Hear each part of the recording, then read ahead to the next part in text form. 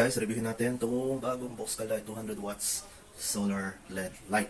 Ayan guys, kinabit na natin, ganyan siya kalaki. So ito yung kasama niyang remote, on, off, auto, white, yellow bulb, then ito yung pag gusto niyo yung halo, yung warm and cold light. Then ito yung brightest niya. Meron siyang available na 100, 200, and 300 watts. So binili ko muna yung 200, tingnan natin yung lakas niya. So pwede siya ng time mode, yan, may 3 hours, 5 hours, 8 hours. Pwede rin auto mode. Pag auto mode, once na lumiwanag na sa paligid, na liwanagan ng solar, mag-automatic siyang off. So kikita niyo LED indicator na yan na nagbiblink na pula, meaning charging siya. Kinabit ko na muna siya sa kisame. Mamaya try natin, and then for comparison meron siyang katabing bulb na 13 watts. May supplied screw na rin siya para mai-mount siya sa kisame. Ito guys, yung solar panel niya. Ang laki ng kasamang panel niya, kaya sure na matcha-charge siya ng maganda.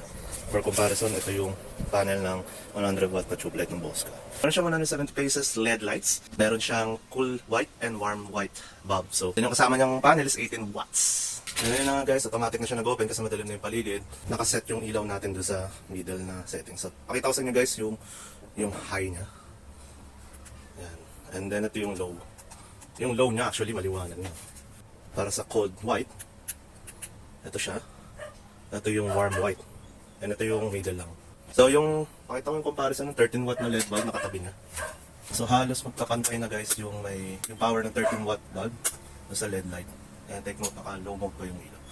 Then guys, tatagal siya hanggang umaga as may experience. Kahit umaga na, may liwanag pa rin siya. And dahil sa kanyang 15,000 mAh na battery. Ililink ko sa description kung saan ko siya nabili. And very sulit na sulit siya guys. Sulit na sulit siya guys. Na-try ko na yung mga ibang LED light. And ito lang by far Bosca brand ang pinakamaganda. Bili na guys, thank you.